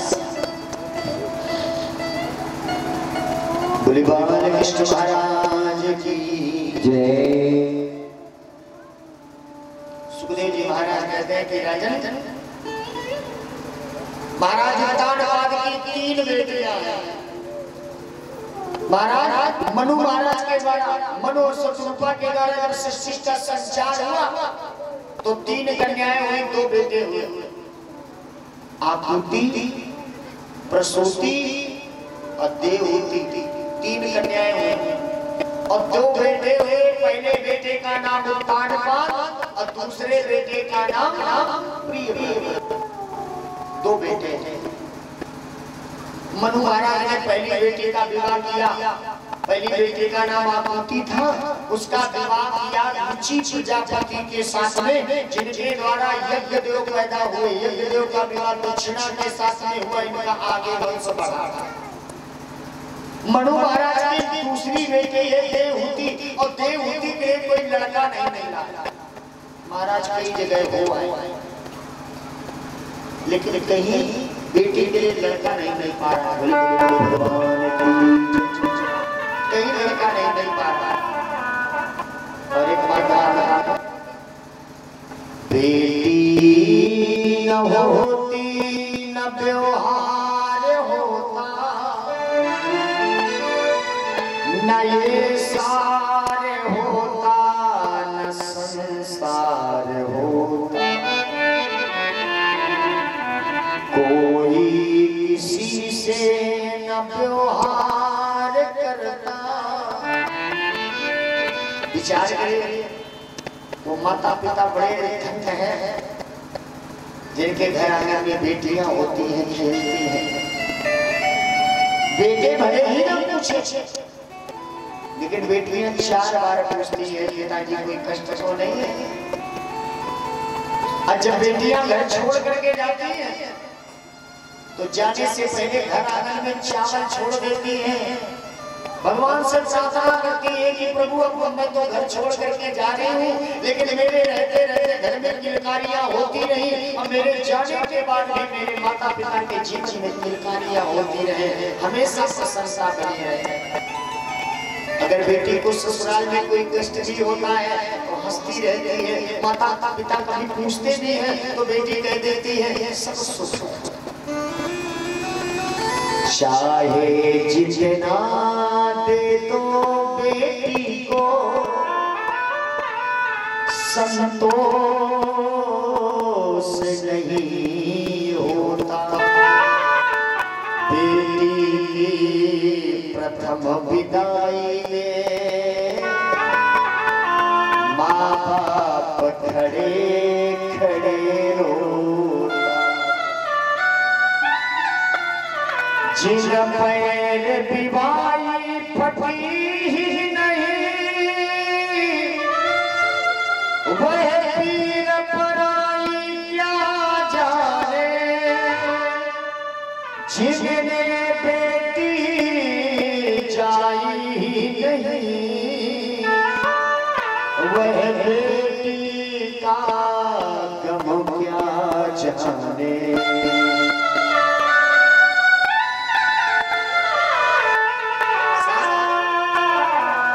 माता पिता बताओ, दान बहुत होते हैं, अन्नदान, भूमिदान, गौदान, कन्यादान बहुत बड़ी बात है। जिस बेटे को पाल पोस करके बड़ा किया जाता है, बेटी जब कंधे से कंधा मिलाकर चलने लायक होती है तो बेटी पराई हो जाती है। जब बरबस भूमि में गोद गिरी, पड़ेगा जो से वो पाली गई, कभी पालने ले कभी गोद मिले, खाए बिन खाए उछाली गई। जब सियानी हुई कहे रतना सगड़ा, तो बेटी आज बिरानी हुई।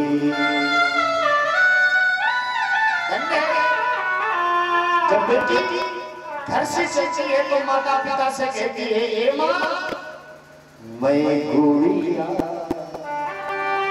तेरे आंगन की, मैं गुड़िया तेरे आंगन की, मैं गुड़िया तेरे आंगन की, मैं गुड़िया तेरे आंगन की।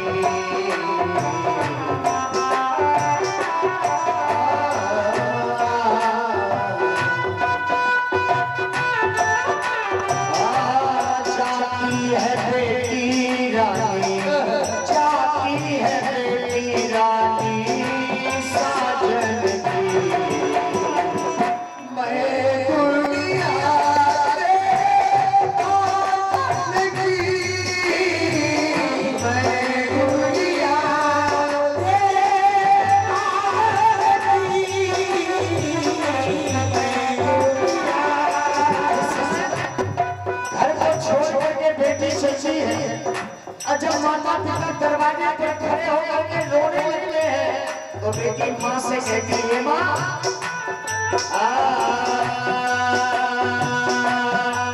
मैया तू क्यों रोती है, बेटी पराया घर होती है।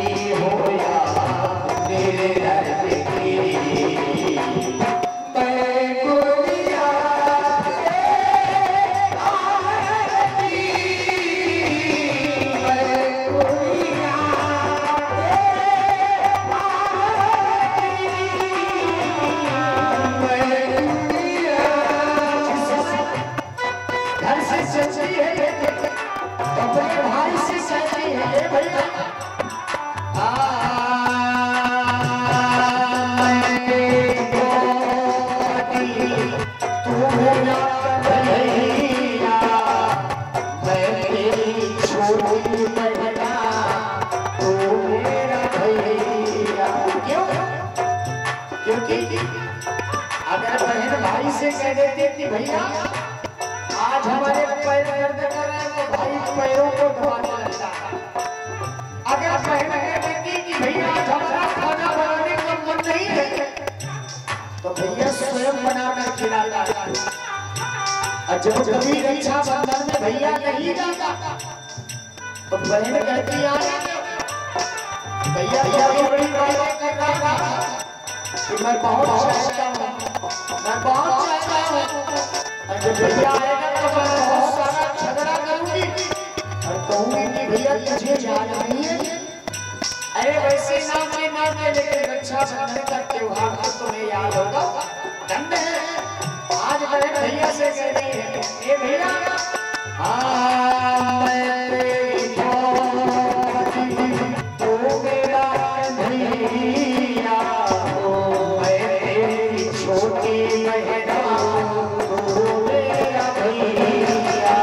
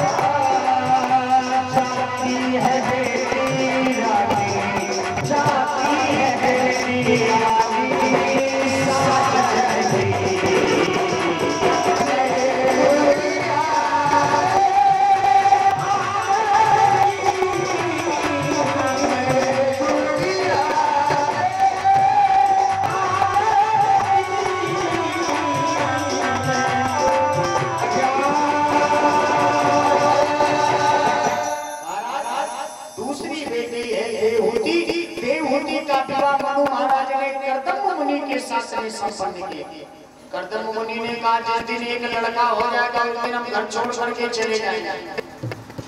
देवहूति ने शर्त स्वीकार कर ली। महाराज जी की 9 कन्याएं हुई। पहले नंबर में अनसुईया की जब 9 कन्याएं पहले नंबर में अनसुईया हुई तो कर्दम मुनि घर छोड़ के चले गए। देवहूति कहने लगी महाराज जी क्षमा करना, हमने कहा था जब लड़का हो जाएगा तो हम घर छोड़ेंगे, अभी तो कन्या हुई है। तो 9 कन्याएं हुई। 10वें नंबर में जब कपिल देव महाराज हुए जिन्होंने शास्त्र शास्त्र की रचना करी है, अपनी मैया देवहूति को परम ज्ञान दिया है, तो कर्दम मुनि घर छोड़ करके चले गए। तीसरी बेटी थी मनु महाराज की प्रसूति, उसका विवाह ब्रह्मा जी के अंगूठे के द्वारा उत्पन्न हुआ कच्छ, उसके साथ प्रसूति का विवाह। जिनके यहाँ 7 कन्याएं हैं, 27 कन्याएं चंद्रमा के साथ, 13 पुत्रों के साथ, 2 कन्याएं धर्मराज के साथ, एक से एक सबसे छोटी थी सती, उसका विवाह भोले बाबा के साथ में संपन्न कर। बोले गोविंद भगवान की जय। महाराज जी 2 भैया थे। पहले बेटे का नाम उत्तानपाद बड़े सुचारू रूप से राज्य चला रहे थे। पत्नी आई इनकी सुनीति नाम। महाराज जी की पत्नी का नाम था सुनीति।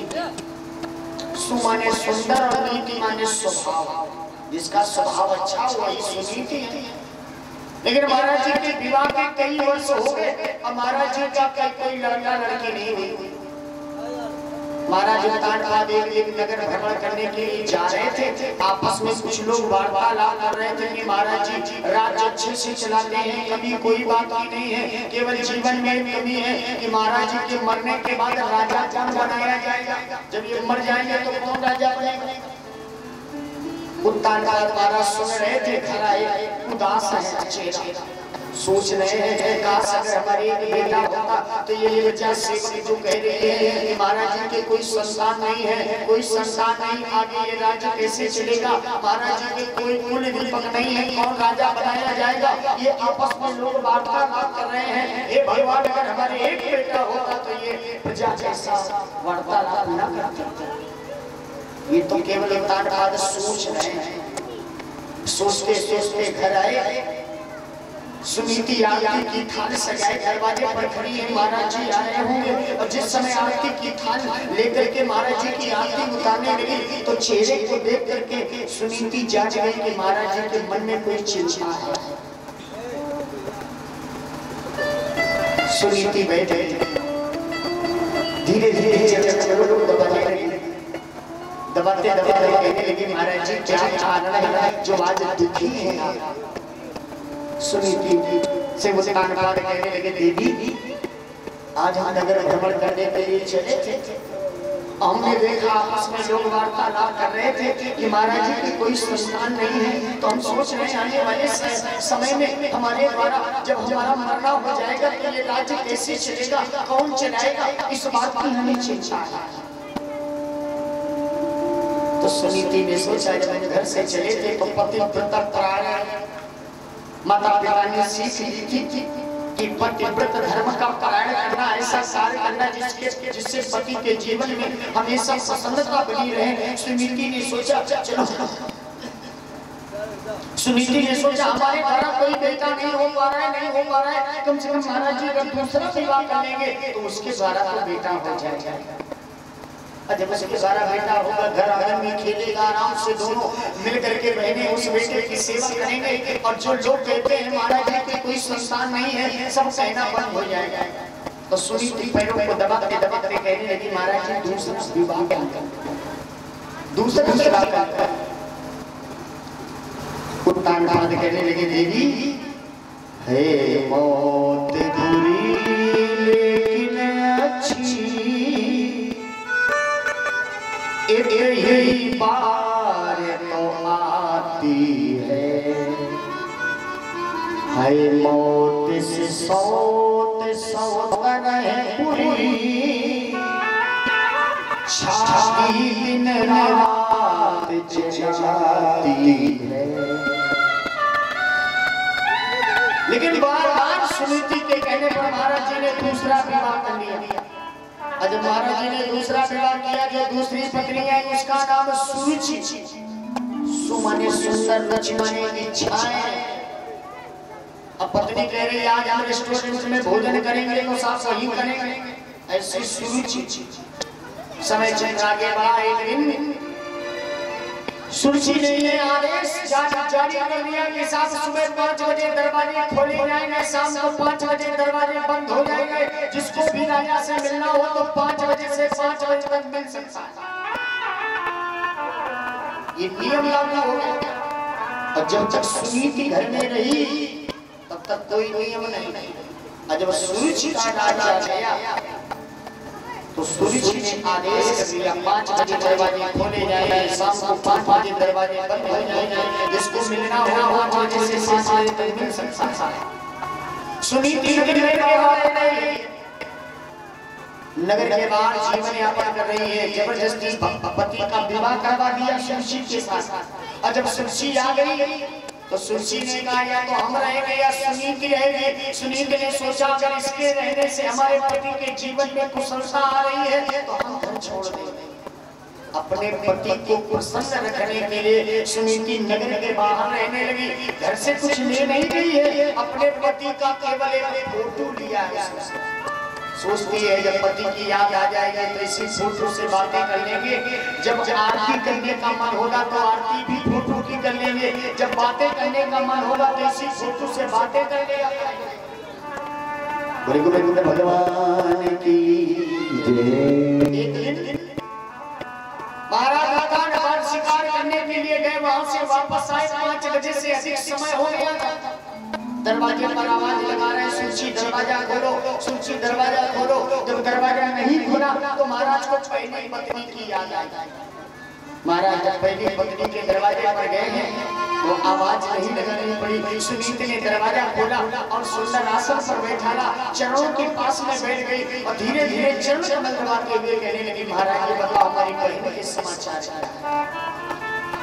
तो महाराज की आंखों में आंसू आ गए। देवी जिस बहन के चक्कर में आज तुम्हारा हमारा बिछोह हो गया, तुम नगर के बाहर निवास स्थान बना करके रह रही हो, आज उस बहन की भी सोच नहीं हो सोचती कह रही महाराज अगर हमारी बहन ऐसी होगी तो आपका भी ख्याल अच्छे से रखती होगी, जिसके कारण भगवान की जय। महाराज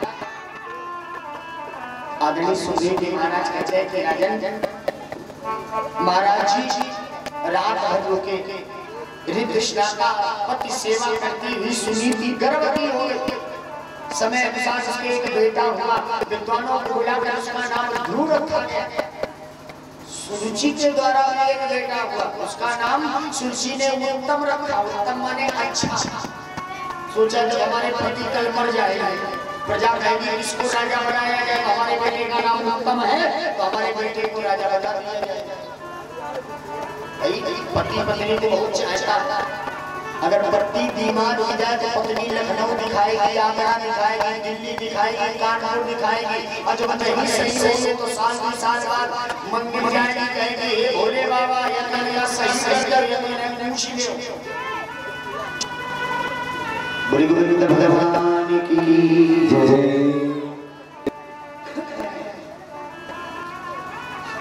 समय अनुसार एक ध्रुव भैया बच्चों ने कहा जब पिता की गोद में बैठे बड़ा आनंद आया, बड़ा आनंद आया। ध्रुव भैया ने सोचा लाओ हम भी पिता की गोद में बैठे। तो ध्रुव भैया अपनी मां के पास में, मां ये बताओ हमारे पिता कौन है? सुनीति ने कहा बेटा जो नगर के राजा है वही तुम्हारे पिता है। ध्रुव भैया अपने पिता की गोद में बैठने के लिए गए तो देखा एक जंझा उत्तम बैठा था, छोटा वाला भाई। और ध्रुव ने जब पैसा बताया कि हमारा ध्रुव है, मेरे भाई का नाम सुनीति है, तो उत्तम तो उत्तम टपेलने लगा क्योंकि उत्तम जान रहा है अभी तक केवल मैं बैठता रहा, आज ये दूसरा बंदा गया। तो महाराज ने 2 बार समझाया बेटा ये बड़े भैया तुम्हारे ध्रुव मारा, लेकिन उत्तम नहीं माना। उत्तम ने एक चपच लगाई तो उत्तम रोने लगा। सुरुचि घर का काम कर रही थी, बाहर आई, उसने देखा हमारा बेटा रो रहा है, कोई दूसरा बेटा महाराज की गोद में बैठा है, तो दौड़ कर आई और उसने ध्रुव का हाथ पकड़ा, झटके से नीचे उतारा और कहा कि राजा की गोद में बैठने का इतना शौक है तो जाओ चंचल भगवान की आराधना करो। अगर भगवान कहें कुछ मांगो तो कह देना सुरुचि के गर्भ से पैदा करो तब तुम राजा की गोद में बैठो। ध्रुव कहने लगे मौसी जब हम घर से चले थे ना हमारी माँ ने कहा था मौसी मिलेगी। मौसी कौन होगा? माँ जैसी, वही तो मौसी है जो माँ जैसी। अब तुम कह रहे हो भगवान की गोद में भगवान से प्रार्थना करनी पड़ेगी तब हम तुम्हारे गर्भ से पैदा होंगे, तब राजा की गोद में बैठेंगे। ध्रुव भैया रोते रोते माँ के पास में आए।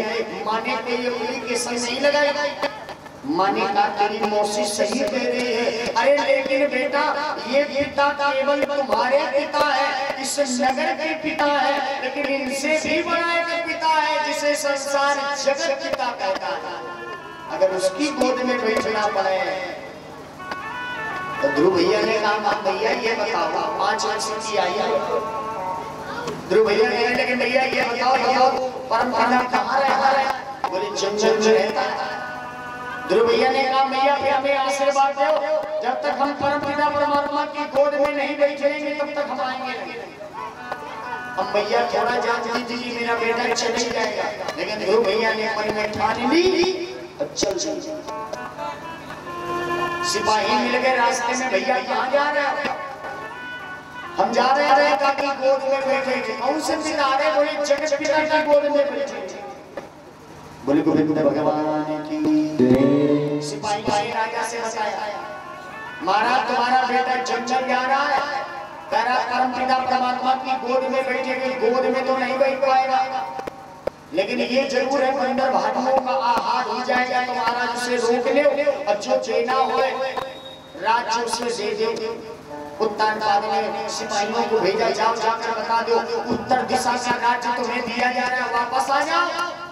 सिपाहियों ने कहा बधाई हो महाराज, उत्तर दिशा का राज्य मिल रहा है, वापस चलो। ध्रुव ने सोचा मैं भगवान से मिलने के लिए हमने 10 कदम केवल बढ़ाए तो उत्तर दिशा का राज्य मिलने लगा और कहीं अगर उनके पास में चले गए हमें सब कुछ गया। तो ध्रुव भैया ने रास्ता बदल दी और जंगल पहुंचे। जंगल में जाकर भगवान से कह रहे आओ महाराज हम तुम्हारी गोद में बैठ जाए, आओ महाराज हम तुम्हारी गोद में बैठ जाए। कैसे मिल गया भगवान? नारद जी मिल गए। नारद जी आए, नारद जी ने कहा बेटा किसको बुला रहे हो? ध्रुव ने कहा हम परमपिता परमात्मा की गोद में बैठने आए हैं। नारद जी हंसने लगे। नारद जी ने कहा बेटा जीवन हो गया बीड़ा बजाते बजाते, हम कभी भगवान की गोद में नहीं बैठे और तुम भगवान की गोद में बैठोगे फिर जाओ खेलने खाने की उम्र। ध्रुव भैया कहने लगे तो महाराज तुम असली बाबा नहीं हो, तुम नकली बाबा। नारद जी ने सोचा कह रहा नकली बाबा क्यों? ध्रुव कह रहे महाराज जो संत होता है वो धर्म का मार्ग बताता है, भगवान से मिलने का मार्ग बताता है और तुम कह रहे हो घर वापस चले जाओ। कैसे संत?